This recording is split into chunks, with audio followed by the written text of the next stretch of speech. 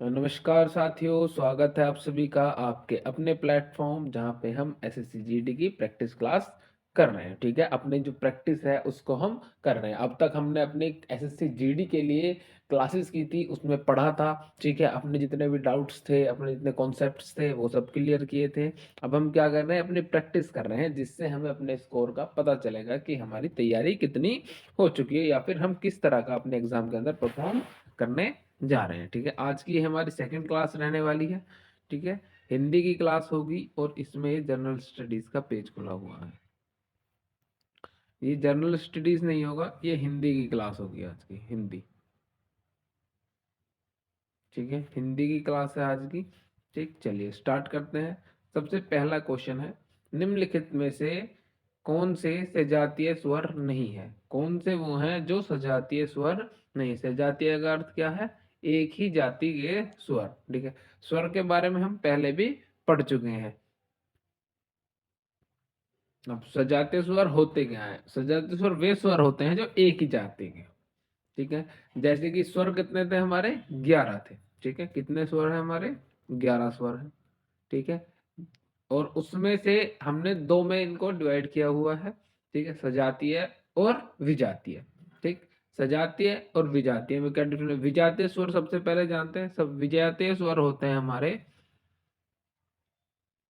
ए, ए, औ, औ। ये हमारे हैं विजातीय स्वर। ठीक है, ये किनके मेल से बनते हैं? आप जानते ही होंगे कि इनको दो स्वर के मेल से बनाया जाता है। ये जो ए है ये ए प्लस ई से बनता है। ठीक, जो ए है ये ए प्लस ए से बनता है। ठीक है, ओ हमारा बनता है ए प्लस ओ, ओ। और ओ हमारा बनता है ओ प्लस ए प्लस ओ। ठीक, ये हमारे विजातीय विजातीय क्योंकि क्योंकि अलग अलग स्वर से बने हैं। ठीक है, दोनों सेम स्वर नहीं है, ए अलग है और ई अलग है। ठीक है, सब में देखेंगे आप ये तो विजातीय स्वर, इसलिए ये हमारे विजातीय स्वर कहलाएंगे। अब बात आती है सजातीय स्वर की। सजातीय स्वर वो होते हैं जो एक ही जाति के उनसे बने हुए हो, यानी कि जैसे कि आपका है आ ई उ। ठीक, ए आ ई उ। ठीक, ए ई और उ जो है हमारे जो दीर्घ लघु वाले हैं वो कैसे हैं? वो स्वतंत्र है। लेकिन जो हमारा ए है, ठीक है, आ ई और दीर्घ, ठीक, ये हमारे बने होते हैं सजातीय स्वर। सजातीय स्वर का अर्थ है ए प्लस है। ठीक है, दोनों एक ही जाति के स्वर के मिलने से बनेंगे। ठीक है, ई का अर्थ है लघु ई प्लस लघु ई, उ प्लस लघु। ठीक है, तो इनसे हमारे क्या बनते हैं? ये सजातीय स्वर बनते हैं। अब इनमें से हमारे सजातीय स्वर कौन से हैं और कौन से नहीं है? सबसे पहले हम बात करेंगे ए की। तो इसमें पूछा है नहीं है। ठीक है, तो ए भी है हमारा, ये रहा, ई भी है हमारा और उ भी है हमारा। ठीक है, लेकिन जो ए है ये हमारा सजातीय स्वर नहीं है। ठीक है, ये हमारा विजातीय स्वर के अंतर्गत आता है। ठीक है, इतनी बात क्लियर है। ये हमने स्वर पहले ही पढ़ लिए थे, जो लास्ट क्लास थी उसमें भी हम इनको पढ़ चुके हैं। ठीक, चलिए सबसे पहला नेक्स्ट क्वेश्चन आ जाता है हमारा, अल्प प्राण की कुल संख्या कितनी होती है? अल्प प्राण, ठीक है, जो हमारे वर्णमाला है उसके अंदर ही हमने दो कॉन्सेप्ट और पढ़े थे, हमने अल्प प्राण और महाप्राण। ठीक है, जो हमारे घोष और सघोष है उसको हम लास्ट क्लास में पढ़ चुके थे। ठीक है, अल्प प्राण और महाप्राण से ये हमारा क्वेश्चन है। अब बात की जाए अल्प प्राण में कुल कितनी संख्या होती है? अल्प प्राण होते हैं हमारे 31। ऑप्शन नंबर सी इसका बिल्कुल सही आंसर रहेगा। देखिए, अल्प प्राण के अंदर क्या होता है हमारा? अल्प प्राण के अंदर जो हमारी फर्स्ट वाली लाइन है स्वर, जो हमारे जो व्यंजन है वो फर्स्ट वाली जो लाइन है, थर्ड वाली जो लाइन है, प्लस फोर्थ वाली जो लाइन है, ये सब इंक्लूड रहेंगे। ठीक है, इनके अंदर पांच पांच लेटर है हमारे। उसके बाद फर्स्ट वाली लाइन की अगर बात करें का चा टा ता प, थर्ड वाली लाइन की अगर बात करें तो ग ज ढ ध ब, और अगर लास्ट वाली फिफ्थ लाइन की बात करें तो जितने भी हमारे पंचम अक्षर हैं वो सब इसके अंतर्गत आ जाते हैं। प्लस इनके अलावा और क्या होंगे? ये तो हमारे हो गए 15 अंतस्थ्य व्यंजन। ठीक है, यानी कि ये रे ले वे। ठीक है, य र, ल और व, ये सारे इसके अंदर ही आते हैं, ठीक है, या,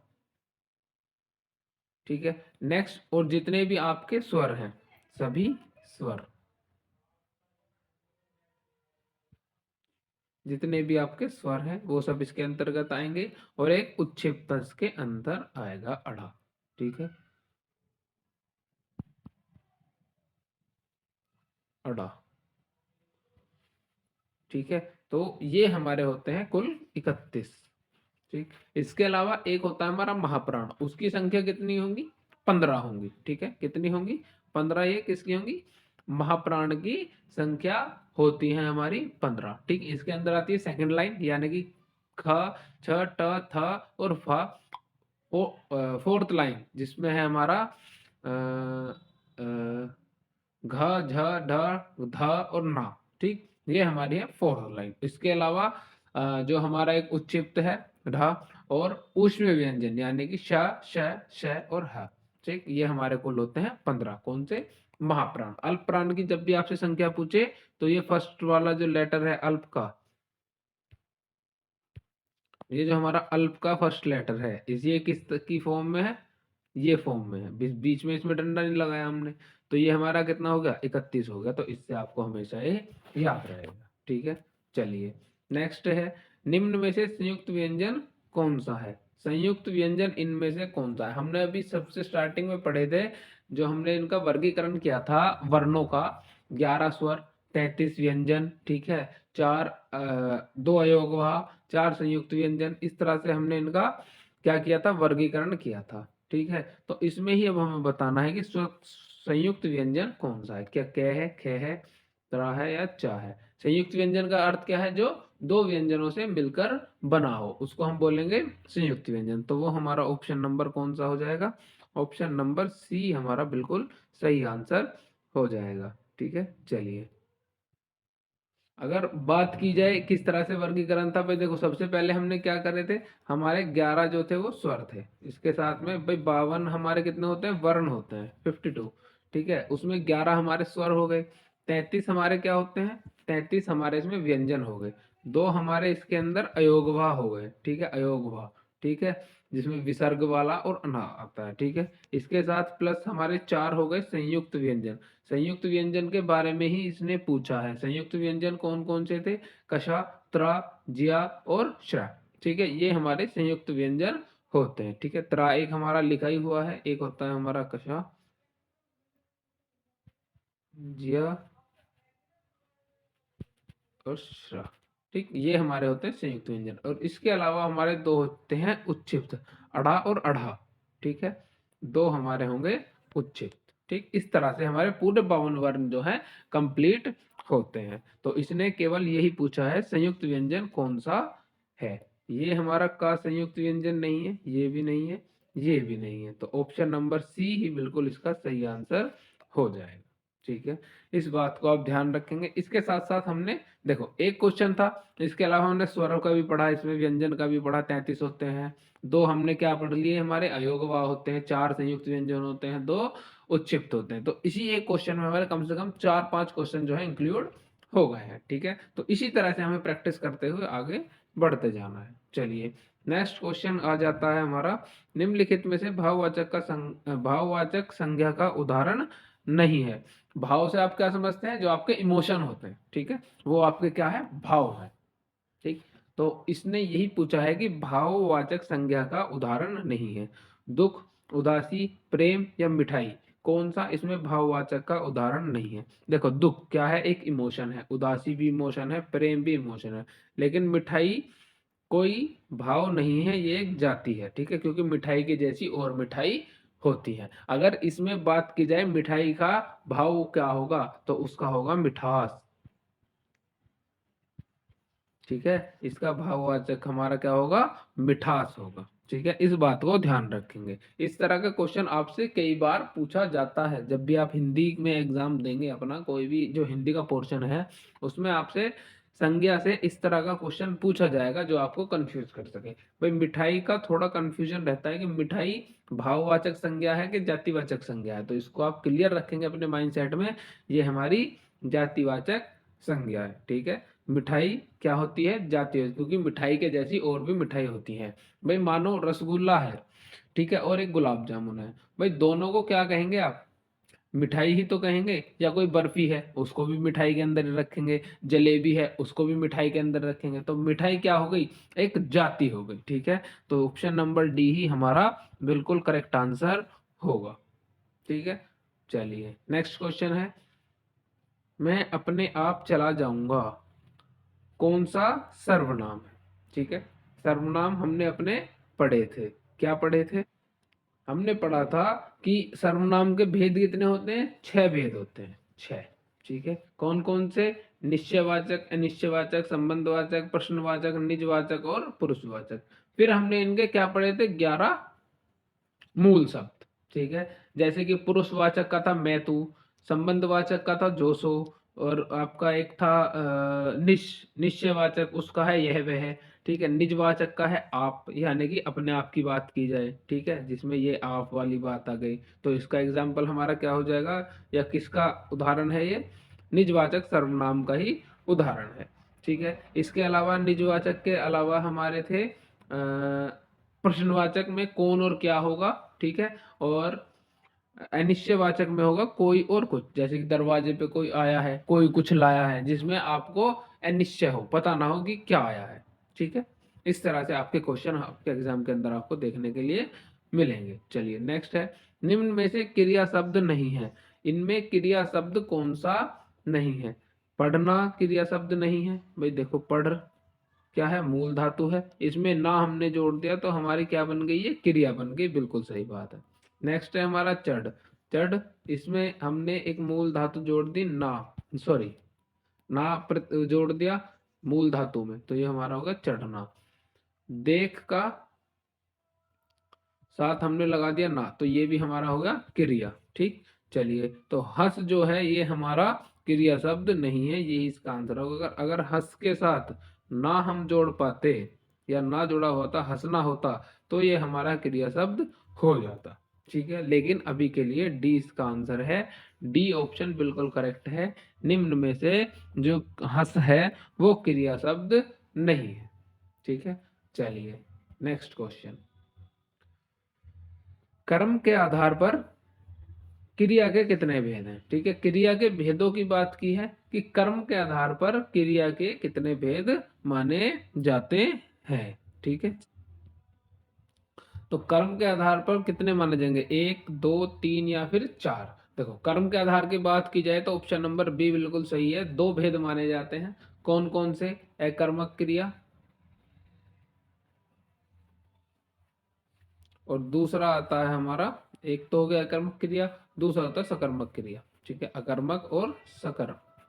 ठीक, ये हमारे 2 भेद माने जाते हैं क्रिया के। ठीक है, इसके ये होता है कर्म के बिना, और ये होता है कर्म के साथ। ठीक है, इस तरह से आप इनको ध्यान में रख सकते हैं। ठीक है, अगर इनके एग्जाम्पल की बात की जाए तो जैसे है नहाना, नहाना कर्म है, तैरना, ठीक है, उड़ना, कूदना, सोना, ये सब क्या है, कर्म है। लेकिन अगर इसकी बात की जाए सकर्मक, सकर्मक की जिसमें कर्म साथ हो तो होगा, जैसे खाना है, गाना है, एक है पकाना है। ठीक है, तो ये हमारे कर्म के साथ होंगे। ये अकर्म वाले एग्जाम्पल क्या होंगे, नहाना, तैरना, जाना, ये सब अकर्म वाले एग्जाम्पल। ठीक है, चलिए तो हमारे कितने भेद है कर्म के आधार पर क्रिया के, 2 भेद है।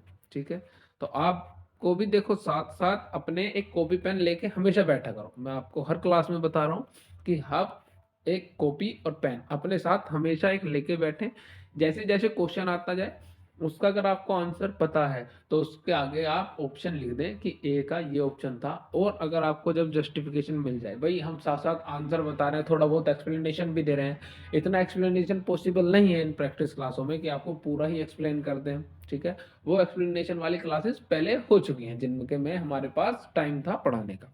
ठीक है, तो इसमें आप अपने पॉइंटों को लिखते चलें और देखें कि आपने कितने क्वेश्चन के सही आंसर दिए हैं। ठीक है, कमेंट बिल्कुल ना करें, जो भी बच्चे कमेंट कर रहे हैं ये कमेंट अपने रोक दे बिल्कुल। ठीक है, बिल्कुल भी कमेंट ना करें, केवल अपने पेपर पेन पे लिखें, ये गुड मॉर्निंग, गुड आफ्टरनून, कोई कमेंट ऐसा आपको नहीं करना है। ठीक है, सीधा सीधा आपको अपने उस पे आंसर लिखना है, और जब क्लास का एंड हो, बिल्कुल लास्ट हो, उसमें केवल आपको एक कमेंट करना है जो क्वेश्चन पूछा जाए। अगर पूछा गया है कोई भी क्लास के अंदर क्वेश्चन, तो आपको वो कमेंट में करना है। दूसरा कमेंट क्या करना है, जो लास्ट आपका स्कोर बना है, ठीक है, जितने क्वेश्चन थे उनमें से कितने क्वेश्चन आपने सही किए हैं उसका बता, ठीक है। इसके अलावा आपको कोई भी कमेंट पर ध्यान बिल्कुल भी नहीं देना है, वरना आपकी प्रैक्टिस अच्छे से नहीं होगी, ठीक है। सीधी सीधी बात ये है। नेक्स्ट क्वेश्चन है हमारा, रोहन अखबार पढ़ रहा है में कौन सा काल है, ठीक है, काल बताना है, ठीक। साधारण भूतकाल है, अपूर्ण भूतकाल है, संदिग्ध भूतकाल है, या फिर आसन्न भूतकाल। सबसे पहले हम देखेंगे काल क्या है, ठीक है। जो किसी कार्य क्रिया के होने का समय दर्शाता है उसको क्या बोलते हैं, काल बोलते हैं, ठीक है। भाई कोई काम हुआ, उसका जो समय दर्शाता है, मतलब वो किस समय हुआ था, पास्ट में हुआ, प्रेजेंट में हुआ, या फिर फ्यूचर में होगा। तो इस तरह के जो समय को दर्शाता है उसको हम क्या बोलते हैं, काल बोलते हैं। ये काल जो है हमारा, ठीक है। अब इसने एक हमें सेंटेंस दे दिया, रोहन अखबार पढ़ रहा है में कौन सा काल है। अब काल के हमने 3 टाइप पहले ही पढ़ चुके हैं, कौन कौन से, वर्तमान काल, दूसरा भूतकाल, तीसरा भविष्य काल, ठीक है। जो वर्तमान काल थे, इसके कितने भेद होते हैं, 5 भेद होते हैं, ठीक है।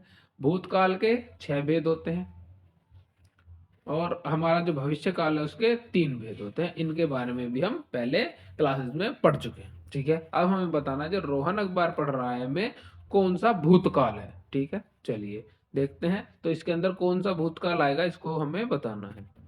तो इसमें हमारे पास 4 ऑप्शन है। इसमें से है कि रोहन अखबार पढ़ रहा है, मतलब पढ़ रहा है, तो ये होगा हमारा अपूर्ण भूतकाल का एग्जाम्पल। क्यों होगा, क्योंकि अभी क्या इसमें हमें पता चल रहा है कि उसने पढ़ लिया, नहीं, पूर्ण का पता नहीं चल रहा कि पढ़ लिया, ठीक है।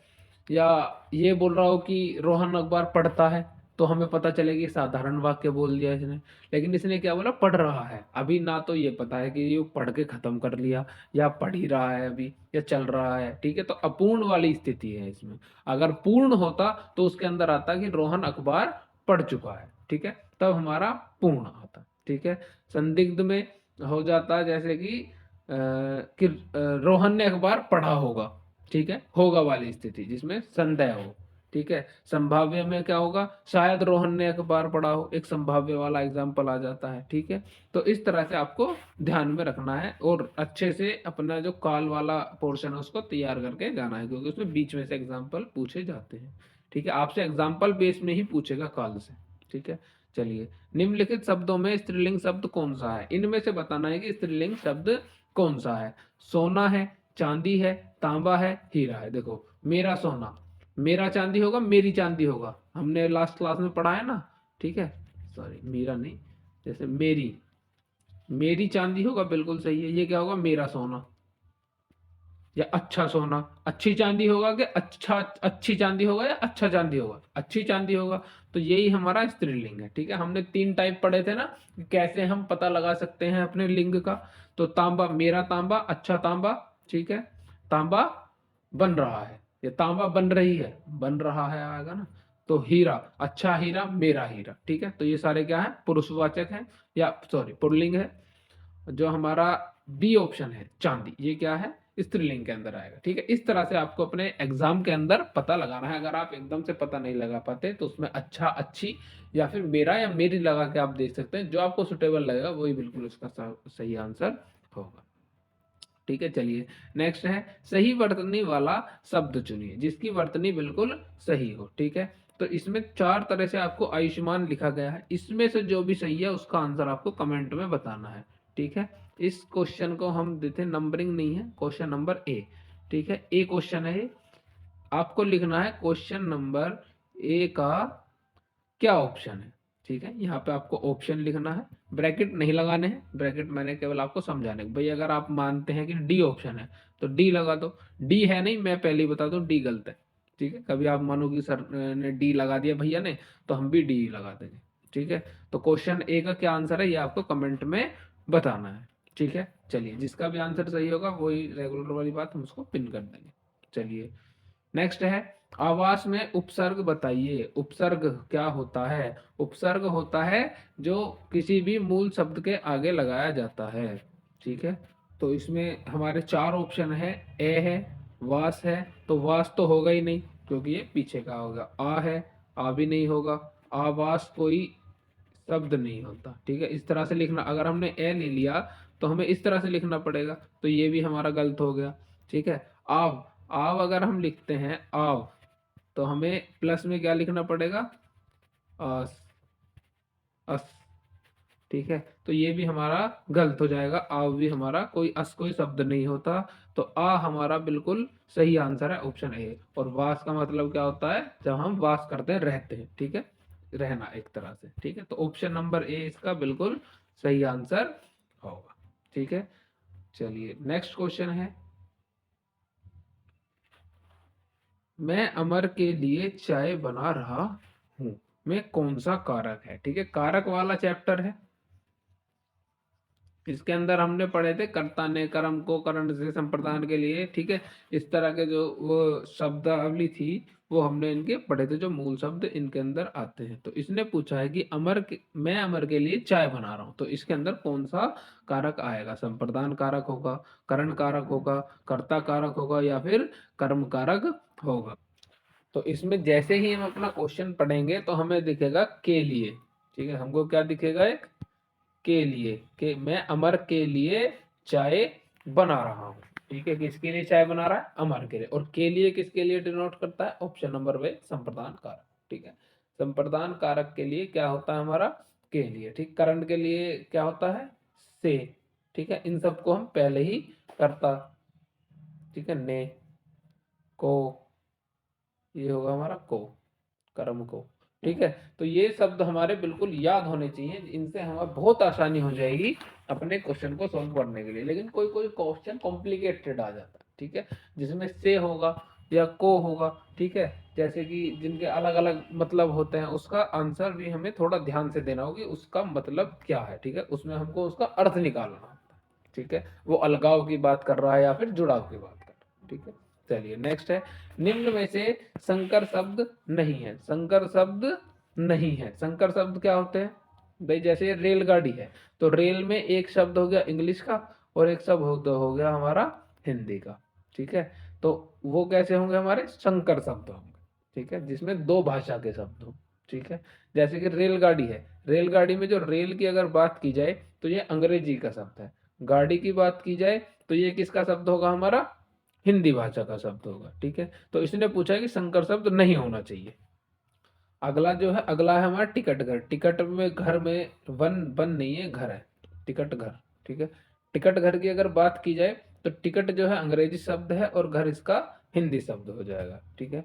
नेक्स्ट है हमारा बैलगाड़ी। बैलगाड़ी की बात की जाए तो बैल में भी हिंदी शब्द है और गाड़ी में भी हिंदी शब्द है, तो ये हमारा संकर शब्द नहीं होगा। ऑप्शन नंबर सी ही बिल्कुल सही आंसर है। बात की जाए नेक्स्ट जेल यात्रा, जेल यात्रा की अगर बात की जाए तो इसमें ये जो है ये हमारा तत्सम है, ठीक है। तत्सम तद्भव आपने पढ़ लिए होंगे, ठीक है। और ये हमारा अंग्रेजी का शब्द हो जाएगा ये वाला, ठीक है, जेल, जेल अंग्रेजी हो जाएगा। तो ऑप्शन नंबर सी इसका बिल्कुल सही आंसर हो जाएगा, ठीक है। संकर शब्दों को भी आपको पढ़ के जाना है अच्छे से, आपके पास लिस्ट होगी अपनी जिसमें आपने अपने शब्दों को बना रखा होगा। चलिए नेक्स्ट है हमारे पास, शांत रस का स्थायी भाव क्या होगा, विस्मय होगा, जुगुप्सा होगा, शोक होगा, या सम होगा, ठीक है। तो शांत रस का आपको क्या बताना है, स्थायी भाव। मैंने आपको बतला था कि अपने स्थायी भाव जो है सबको अपने याद करके रखें। तो सबसे पहले जो जैसे ये है विस्मय, विस्मय किसका स्थायी भाव होता है भाई, विस्मय है वो किसी का तो स्थायी भाव होगा, उसको हम बोलते हैं अद्भुत रस का, अद्भुत रस का स्थायी भाव, अद्भुत, अद्भुत रस का स्थायी भाव क्या है, विस्मय है।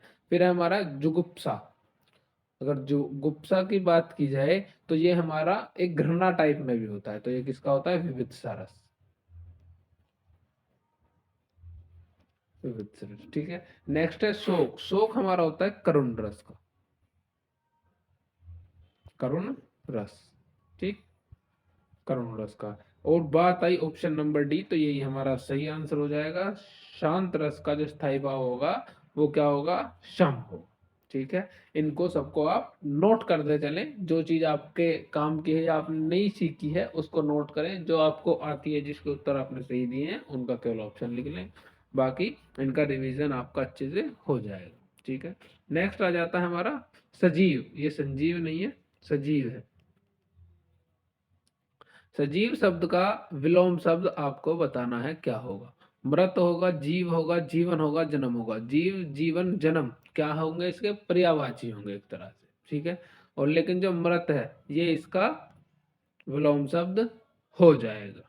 ठीक है, तो इसका विलोम शब्द क्या होगा, मृत होगा। ठीक है, विलोम शब्द भी आपको अपने अच्छे से प्रिपेयर करके रखने हैं। आपको रोज 10-12 विलोम शब्द पढ़ने हैं, ज्यादा भी पढ़ सकते हैं, केवल पढ़ने हैं। और अगर आपके पढ़ नहीं सकते हैं तो आप हमारे प्लेटफॉर्म पे जाएं। ठीक है, वहां पे हमने विलोम शब्द की एक, जो हमने अभी प्रैक्टिस प्लस थ्योरी क्लास की थी, उसमें विलोम शब्द और पर्यायवाची शब्द की कुछ वीडियोस हैं। ठीक है, जिनका लिंक मैं डिस्क्रिप्शन में दे दूंगा। चलिए, ठीक है, वीडियोस हैं तो उनको क्या करें, आप जाके देखें फास्ट फॉरवर्ड में 2x में उन वीडियो को देखें। मैं ये नहीं कह रहा, आराम आराम से देखें, 2x में देखना। उसमें बहुत सारे जो शब्द हैं पर्यायवाची विलोम शब्द, उन सब की प्रिपरेशन कराई है। उनको अगर आप रोज भी एक बार देख लेंगे तो आप बड़े अच्छे से परफॉर्म कर पाएंगे अपने एग्जामिनेशन के अंदर। ठीक है, तो चलिए आज के लिए हमारी क्लासेस इतनी है, इतने ही क्वेश्चन रहेंगे। लगभग 15 क्वेश्चन के करीब में थे आज हमारे। ठीक है, कम क्वेश्चन जो है प्रिपेयर हो पाए। ठीक, तो 15 में से आपको बताना है आपका स्कोर कितना रहा है आज का।